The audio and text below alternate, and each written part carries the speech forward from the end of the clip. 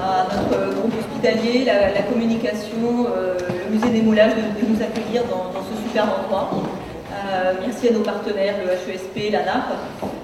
Merci aux membres du collectif PASS qui ont fait le déplacement de loin, Dominique de Marseille, Jacques de Normandie, Elisabeth de Rhône-Alpes.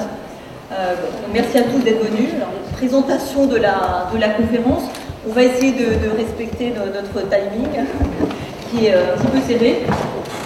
Donc, et puis garder que, voilà, nous avons notre fidèle Jackie et son réveil qui nous rappellera alors pour rester dans les temps.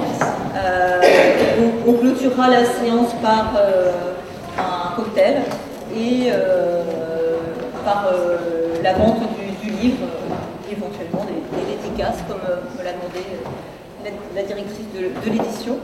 Donc alors, la présentation du livre, hein, c'est l'objet de notre conférence de ce soir. Alors, ce livre, Soyez l'humain, qu'est-ce que c'est? Alors déjà, qu'est-ce que ce n'est pas? Ce n'est pas un livre qui est simplement sur les passes. C'est un livre qui repose sur les passes pour réfléchir sur tout le système de santé. Ce n'est pas un livre qui serait une opposition aux spécialités, à la technique. Ce n'est pas non plus un plaidoyer pour un retour nostalgique à une médecine à l'ancienne. Non, nous ne sommes pas ni technophobes ni rétrogrades.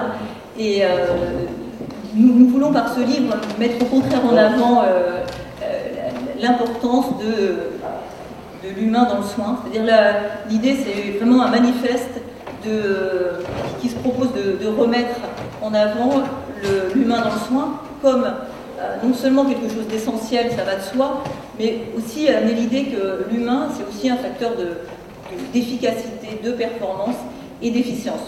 Alors, c'est vrai qu'on se repose beaucoup sur le modèle des passes, en cela qui nous semble un modèle qui cristallise tout un tas de problématiques. Alors, pourquoi peut-être le sujet est particulièrement important actuellement?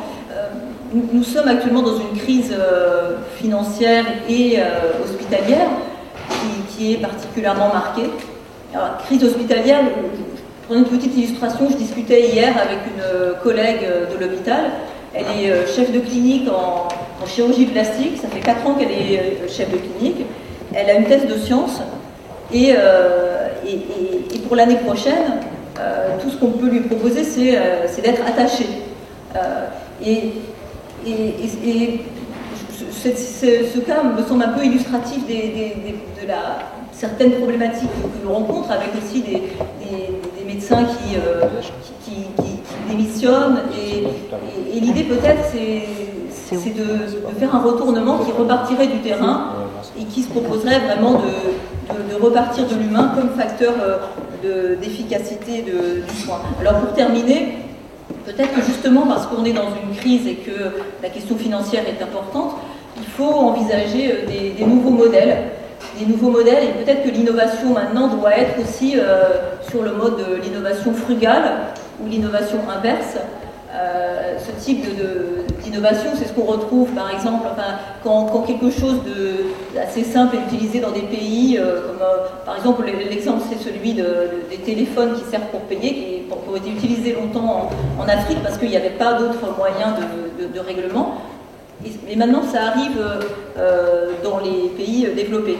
Alors peut-être que l'idée c'est d'essayer de travailler sur des modèles comme ceux-là, des innovations qui seraient à moindre coût et qui, comme les passes, reposeraient sur l'humain, dans des nouveaux modèles d'organisation qui se proposeraient de viser à la fois le juste soin au juste coût et donc en se reposant sur l'humain. Et ça sera ce que nous allons évoquer tout au long de cette conférence.